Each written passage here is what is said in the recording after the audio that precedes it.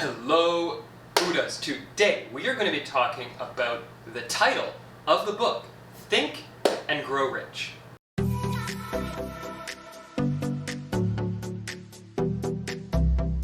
Now you might be wondering, what the heck is that? Well, it's actually the single greatest self-help book ever written. It was essentially the dawn of an entire multi-billion-dollar genre in self-help literature.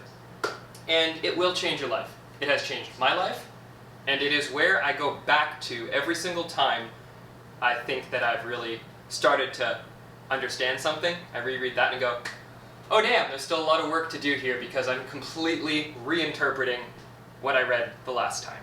And that's what's incredible about really good works of art in general, is every time you go back to them, whether it be a piece of art on a wall, or a movie, or a book, or anything, it always has something new to teach you when you upgrade yourself.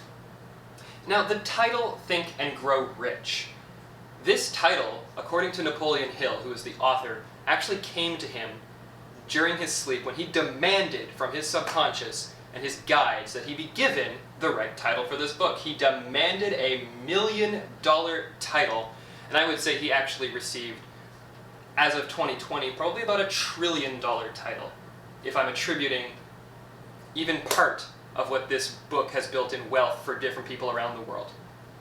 And here's the title, Think and Grow Rich. It sounds so simple. It's 4 words. And the ones that stood out to me at first were definitely think and rich. I wanted to be rich, and I love thinking. I think that's my real passion, is to do the thinking aspect and to bring that to you guys so that you can learn as well.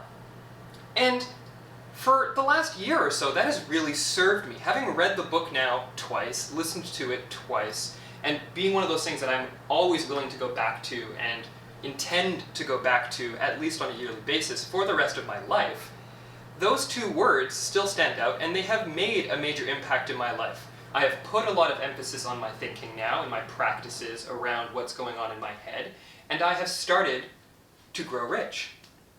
But the thing that really stuck out to me the other night when I was in a meditative state, this popped into my head, and I wanted to share it with you, is the grow aspect. I was actually listening to another book called As a Man Thinketh, and this book talks about planting the seeds, and so does Think and Grow Rich, but it never really hit me when I was first consuming it. When you plant a seed, Abraham has used this exact analogy before in her work, but if you plant a seed of corn, and then you go back the next day to dig it up, you better not be disappointed that there is not a bunch of corn attached to it, because no real time has passed in the life of that corn kernel.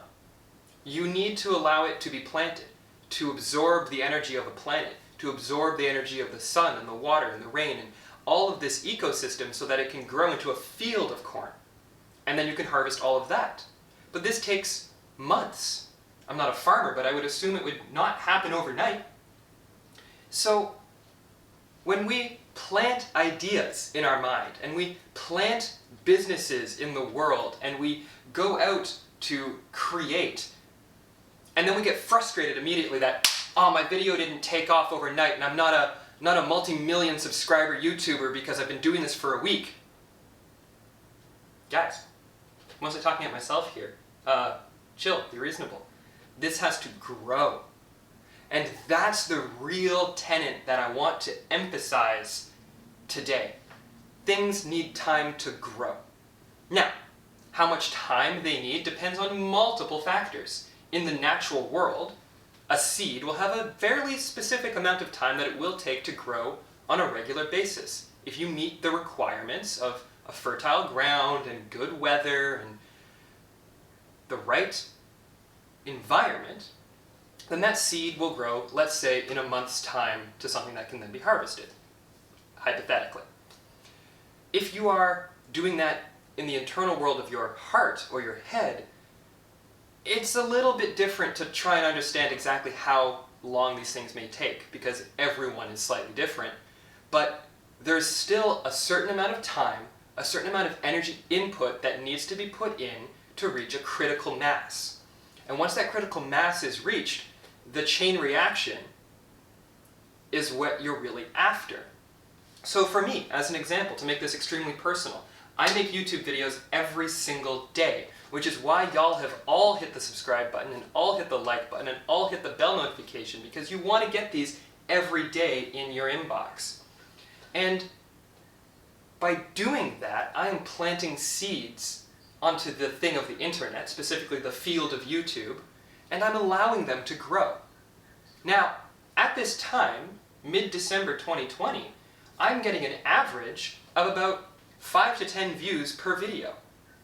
But if I were to let that be all I ever expected and really upset, I would have given up literally months ago. But I know that what I'm doing here is planting seeds. I'm planting the abundance and the knowledge for everyone to consume at later dates. When these are ripe and ready to be picked, that's when the audience is going to appear, and that's when all of these videos are going to explode. Not just one overnight, but all of the seeds you plant will eventually mature and eventually be harvested in exactly proportion to what they are intended to be. And the kind of magical, incredible part of this is that I do have a certain level of control about what I make. I'm making this video today because this is what I feel inspired to do. But I don't have entire control over the YouTube algorithm.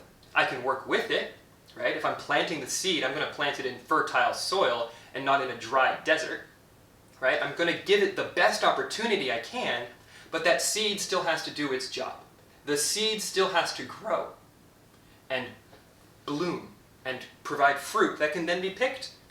And let me tell y'all, if you are presented with the opportunity to eat a beautiful piece of fruit, you should always take it, especially if you're in the Garden of Eden.